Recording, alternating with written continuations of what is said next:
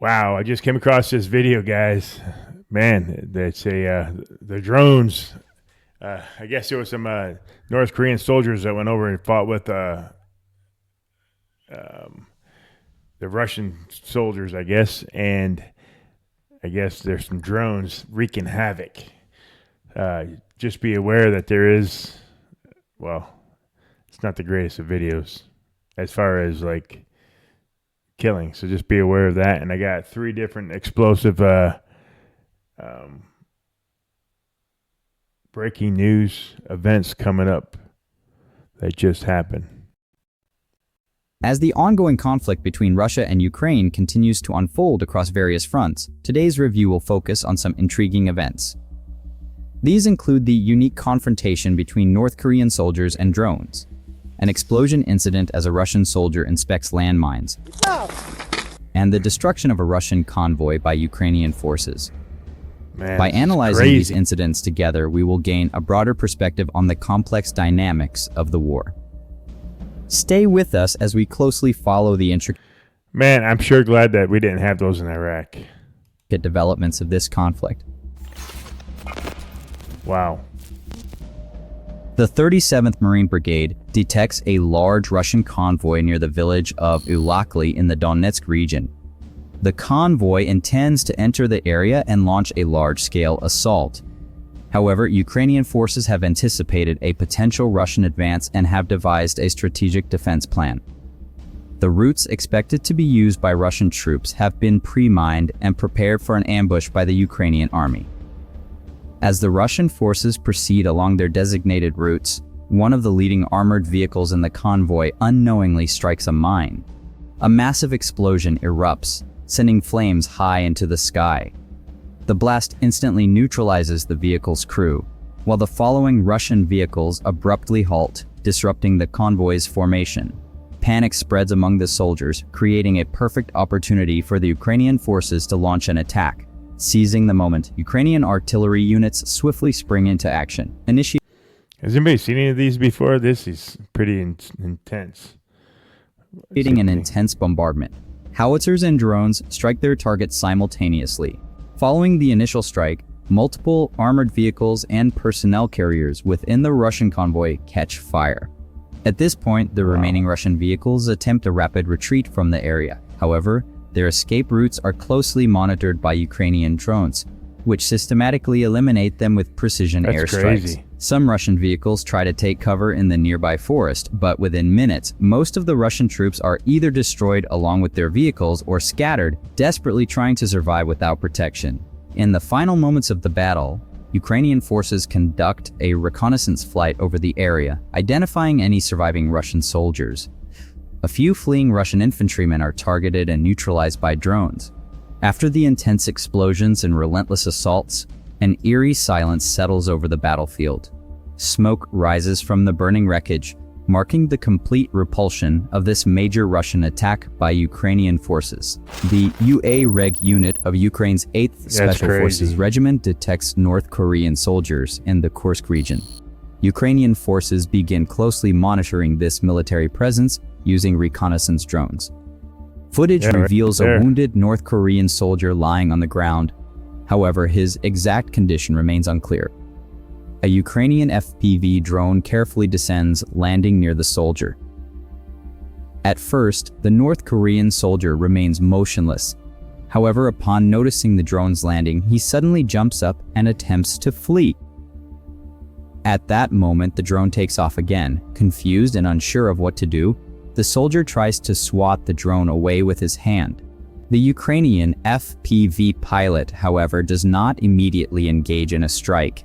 Instead, observing the situation attentively, panicked, the North Korean soldier reaches for his weapon.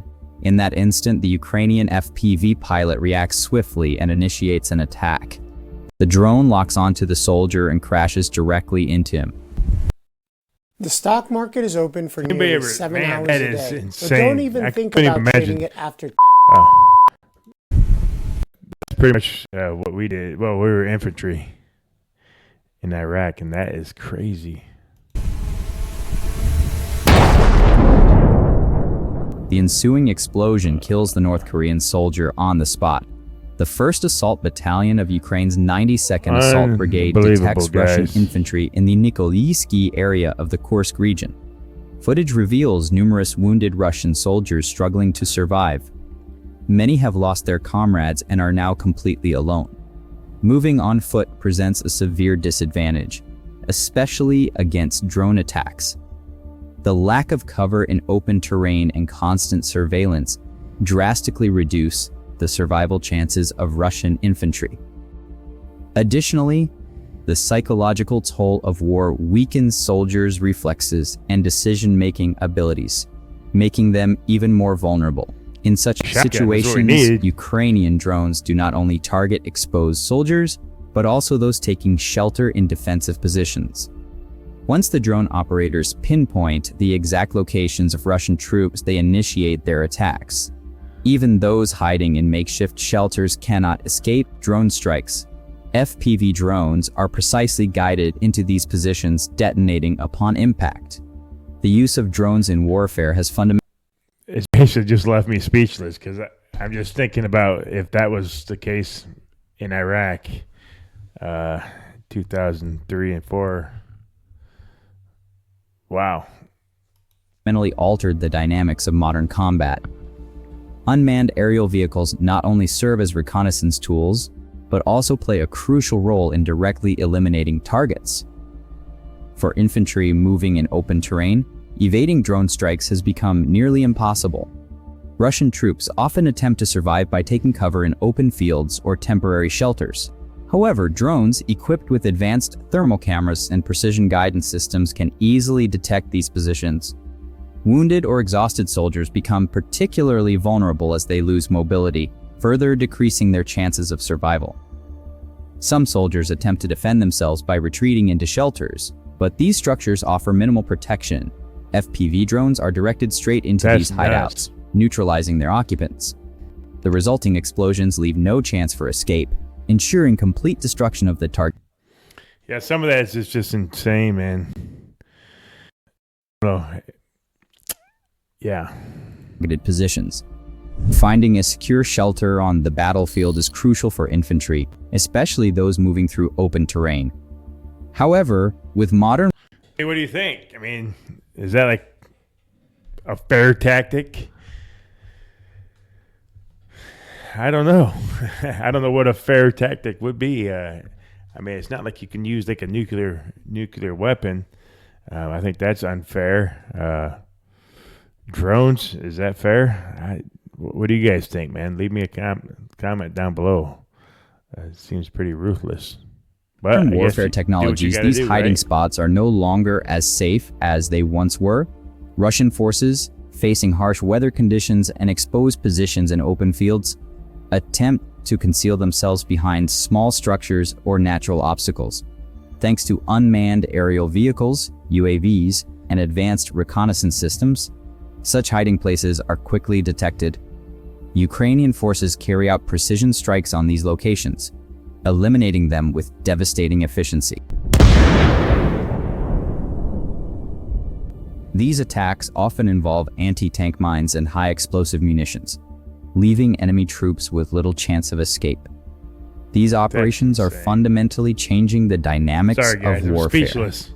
Areas once considered safe have now become high-risk zones. Technological superiority provides not only a battlefield advantage, but also a significant psychological edge. Knowing they can be spotted and attacked at any moment, enemy troops are forced to operate under constant pressure. Ukraine has developed a new tactic by deploying TM-62 anti-tank mines using UAVs. This method allows mines to be placed deep into enemy lines safely and effectively. Specifically, heavy-lift drones, known as Baba Yaga, are used to drop TM-62 mines into enemy-controlled areas. During nighttime operations, these drones equipped with thermal cameras silently infiltrate enemy defenses and strategically deploy the mines. This tactic is primarily aimed at restricting the movement of enemy armored vehicles and disrupting their supply lines. Tank mines is what I thought they were. The TM-62 is a circular anti-tank mine weighing approximately 10 kilograms, containing 7.5 kilograms of high explosives. You've got to be kidding me. Originally developed by the Soviet Union, this mine is still widely used by both Ukraine and Russia. Tests have shown that the TM62M variant is effective against heavily armed. Did you know that you can make between 5 and 25% on your money per month passively without predicting the market? Armored vehicles like the Centurion tank. Originally developed by the Soviet Union, this mine is still widely used by both Ukraine and Russia. Chucking it in there. Tests have shown that the TM62M variant. I got a breaking news. I don't know if you guys heard this yet. The Iranian military has intercepted a U.S. spy drone near its airspace. And then also a leaked memo reveals that DOGE plans to eliminate Social Security phone support. And I'll give you a couple more here to just a couple minutes. Is effective against heavily armored vehicles like the Centurion tank. Ukraine's integration of these mines with UAV technology highlights how modern warfare is evolving. These innovative tactics provide greater operational flexibility, enabling more effective engagements against enemy forces on the battlefield. The 426th Unmanned Systems Battalion detected a Russian 2S4 Tyolpan self-propelled mortar in a forested area northeast of the village of Kostoraisove in the Kherson region. This powerful weapon was camouflaged and deployed in the dense woods, unaware that Ukrainian forces were monitoring its movements. The Ukrainian reconnaissance and surveillance units observed the target continuing to move without knowing it was being watched. Recognizing the opportunity, the battalion decided to launch an effective attack using its unmanned aerial vehicles. Drones were launched in... If that was like going on during the Iraq war, man, that just like makes my stomach just turn just thinking about, being one of those guys down on the ground, I just, man, I feel bad. In succession, each carefully guided to the target using aerial precision. Wow. The Ukrainian forces initiated the assault, with each drone making pinpoint strikes on the 2S4 Tyolpan. The mortar was destroyed in a series of powerful explosions, and thick smoke enveloped the area as the Russian weapon was completely neutralized. After confirming the success of the operation, the Ukrainian forces quickly withdrew to secure areas. The 2S4 Tyolpan is a 240mm caliber self-propelled mortar developed during the Soviet era and still used by Russia and former Soviet countries. Entering service in the 1970s, it remains a formidable asset in Russia's arsenal. In the Ukraine-Russia conflict, the 2S4 has been actively deployed in Russian attacks, and Ukraine's successful countermeasure demonstrates the effectiveness of its defensive and offensive strategies. Throughout the war, Ukraine has focused heavily on modern air defense systems and armored units to limit the impact of Russia's heavy weaponry. At the same time, it has developed effective countermeasures against Russia's heavy fire support systems. The 2S4's ability to strike armored vehicles and strategic points with high-caliber munitions makes it a significant threat. But Ukraine's strategy of bolstering defense lines and neutralizing these systems has proven effective. Ukraine's approach to combating heavy Russian weaponry like the 2S4 Tyolpan includes fast and flexible modern systems, precise drone attacks, and the integration of advanced air defense systems from the West. The goal is to halt Russian advances, destroy armored vehicles and heavy mortars, and limit the impact of Russia's ground assaults. Bam. The following footage shows the tragic explosion that occurred while a Russian soldier was inspecting a mined area. The soldier appears to be conducting routine checks on the mines in the region, carefully examining them. However, a momentary lapse in attention or an unexpected trigger leads to a fatal outcome. Suddenly, one of the mines becomes activated, causing a powerful explosion. Да поближе покажи, блядь, как футляр из-под очков, нахуй. Mines that have been buried underground for extended periods can become more sensitive due to environmental conditions. Over time, their mechanical components may wear out. I remember those. Or I mean, the chemical like explosives that, can become more unstable, at some training, making them more likely to be triggered by even the smallest contact. A minor mistake made by the soldier during the inspection could have triggered a pressure sensor or a delicate trigger mechanism, leading to the explosion. Additionally, some modern mines are not merely pressure sensitive. They are equipped with magnetic or electronic triggers that can be activated by specific electromagnetic waves or changes in magnetic fields. The soldier's use of a radio metal detector or another electronic device could have set off the mine. Ukraine has strategically employed such explosives on the battlefield to slow enemy movements, render certain areas inaccessible, and disrupt the advance of Russian forces. Couple more breaking news. President Trump legal team has informed Obama-appointed Judge Boasberg that they will not disclose information on deportation flights due to national security concerns. They will not. So that's awesome. Trump's fighting back on that one, and that's amazing. One more here is Donald Trump confirms that the JFK files will be public tomorrow, guys. I think it's around noon tomorrow. The JFK files, he said all of them. So let's go. Let's pray for that. This event highlights. Check this out. I could ask the AI Trade Finder any question I want. Like, what's the best option to play on Tesla this week? The deadly and unpredictable nature of mine warfare, which continues to be a significant threat in modern conflicts. The 4th Rubish Rapid Reaction Brigade of the National Guard was conducting a reconnaissance operation near the village of Spirn in the Donetsk region when they detected 3 Russian soldiers. The enemy forces were cautiously advancing through a dense forested area, but soon decided to stop and rest on a path they believed to be safe. Seizing the opportunity, Ukrainian forces quickly mobilized to exploit the enemy's vulnerable moment. Reconnaissance teams determined that an artillery strike would be the most effective option and promptly calculated the target coordinates. Once the target was confirmed, Ukrainian troops launched a precise mortar attack.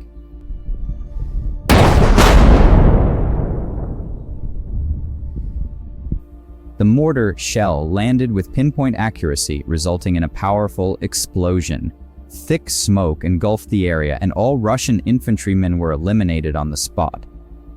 After confirming the success of the strike, the Ukrainian forces withdrew to a secure position, completing their operation.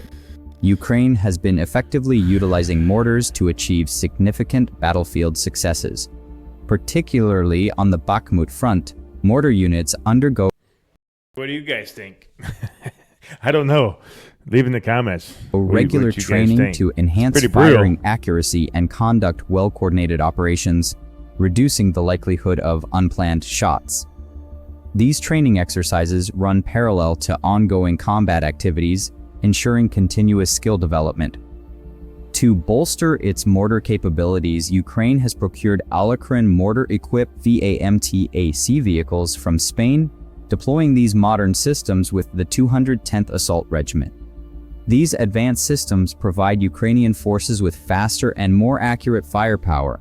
With consistent training, advanced weaponry, and strategic fire control, the Ukrainian army maintains its battlefield effectiveness and continues to achieve operational success. The Ronin unit of the 65th Motorized. Success? Yeah, I don't know. I heard they're getting their asses kicked, but who knows? Who knows what the truth is? Brigade detects 3 Russian Buk M3 air defense systems in the Zaporizhzhia region. Seems pretty badass myself. The Buk M3 is one of Russia's advanced medium-range air defense systems, posing a significant threat to Ukrainian aerial operations. However, for such systems to function effectively, they must be well concealed. The geographical conditions in the region, however, proved to be a major disadvantage for the Russian forces. The Buk M3 batteries have been deployed among dried-out trees in an area lacking dense vegetation, making them easy targets for detection. Ukrainian drones quickly mobilize. After carefully analyzing their targets, drone operators determine the most effective angles for attack. The first FPV drone pilot locks onto the ammunition compartment of a Book M3 system. As the drone approaches, it makes small adjustments to its trajectory before crashing directly into the ammunition storage, triggering a massive explosion. The first Book M3 is completely destroyed. Ukrainian forces immediately plan an assault on the second Book M3.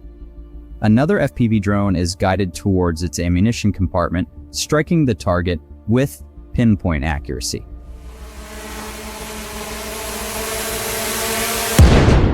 A powerful explosion erupts, engulfing the Buck M3 in flames.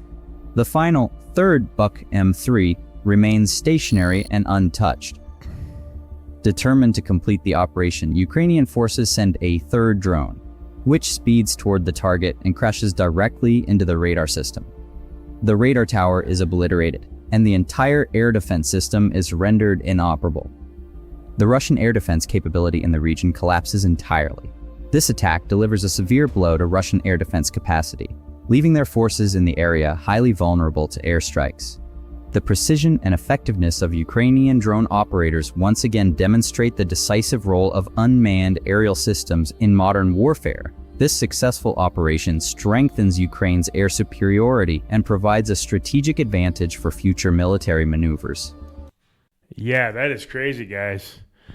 That is crazy. So, hey, prior service guys, man, some of us wishing we didn't have to go there. So I hope that's not how I don't know. I'm just a little crazy, guys. But hey, thanks for watching, guys. That was a pretty awesome video. I hope you guys enjoyed that, and we'll have more videos to come. I appreciate you, and please like and subscribe, and we'll see you on the next one. Thank you.